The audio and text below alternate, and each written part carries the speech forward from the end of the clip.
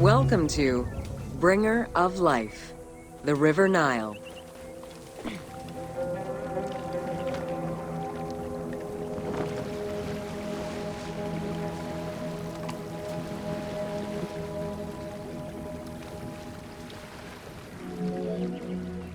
The ancient Egyptians called the dark fertile soil of the Nile the Black Lands, and the surrounding desert was referred to as the Red Lands. The dramatic difference of productive land opposed to barren desert had a deep influence on cultural ideology, mythology, and religion.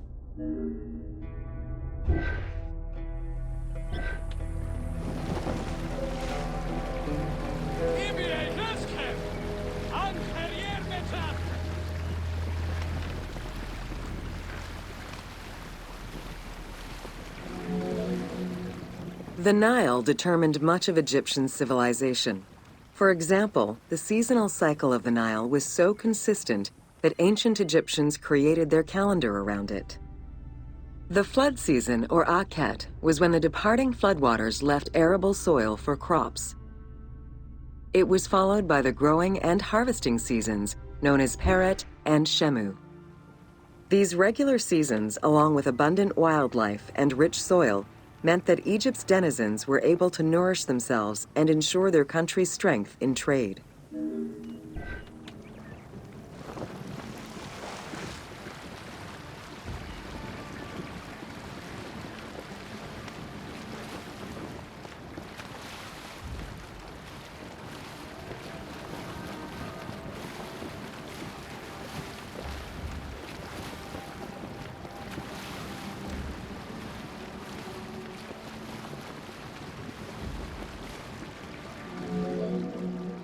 The River Nile, flowing from the south to the north, neatly traversed through both Upper and Lower Egypt.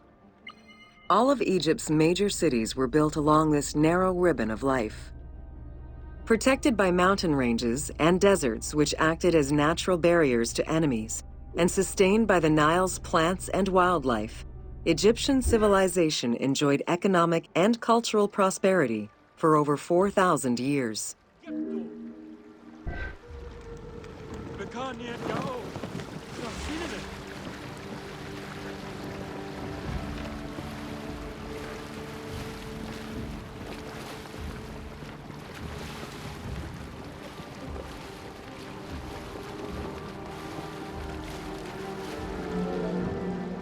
Both ancient Egyptians and ancient Greeks referred to the Nile as the river in their respective languages.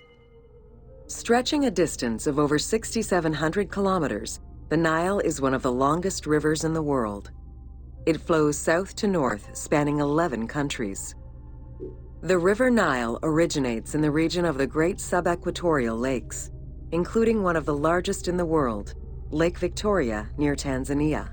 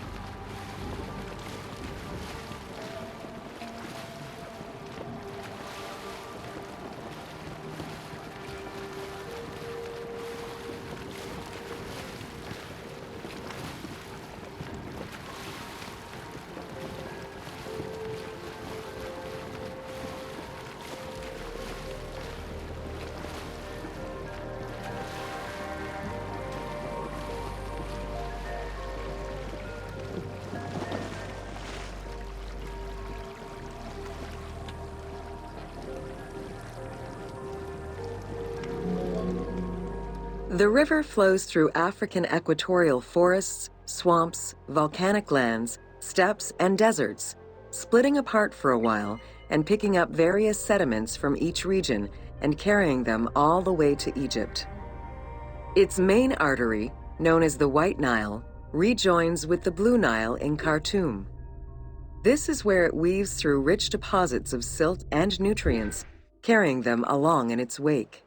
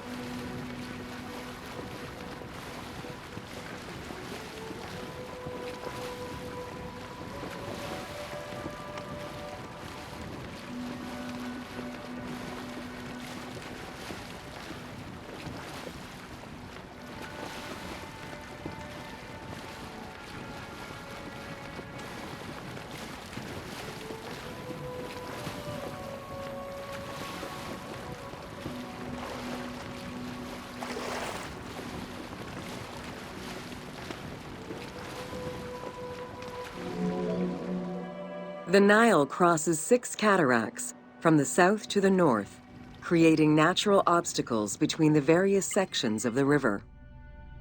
The cataracts are long zones of about 100 kilometers, where the bubbling and rapidly swirling waters advance tumultuously amid enormous heaps of rocks and benches of hard stone.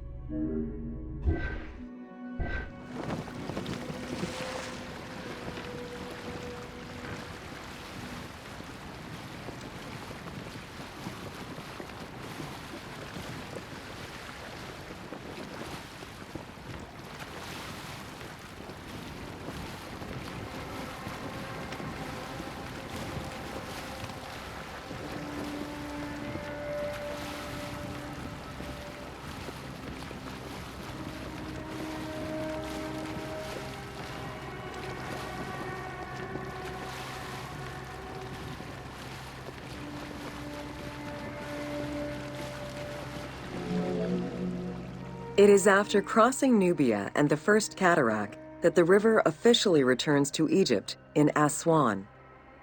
There are still 1,000 kilometers before it reaches Cairo and the Delta, bringing life to those living on its shores before it eventually empties into the Mediterranean Sea.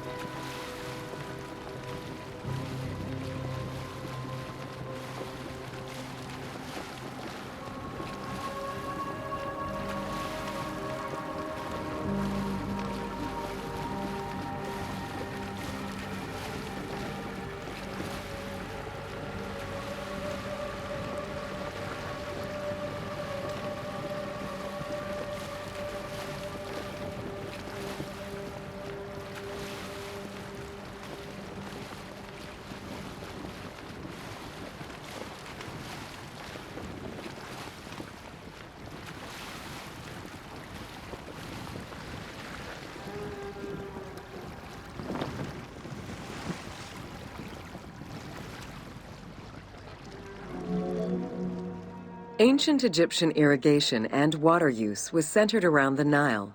However, they also had access to streams and rivers, as well as several large lakes. The Delta, situated at the north end of the Nile, also known as Lower Egypt, is a large irrigated area where the river splits into several tributaries.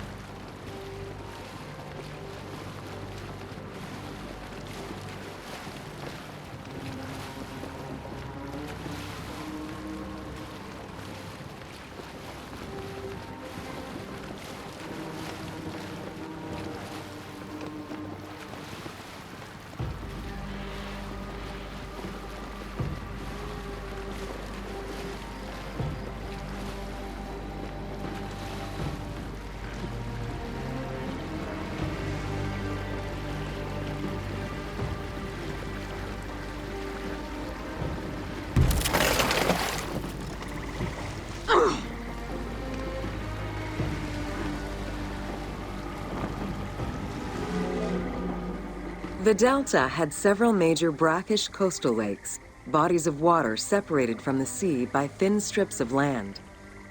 A mix of deep to shallow waters, salt swamps, and sand plains, these lakes were refuge to a wealth of species, as well as water and land plants. The occasional bandit could also be found sheltering within the denser reeds, waiting for the unwary traveler.